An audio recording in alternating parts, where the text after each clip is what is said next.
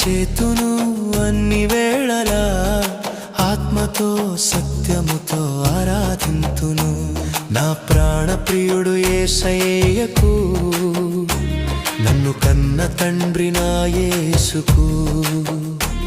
నా ప్రాణ ప్రియుడు యేసయ్యకు, నన్ను కన్న తండ్రి నా యేసుకు. స్తుతిస్తూ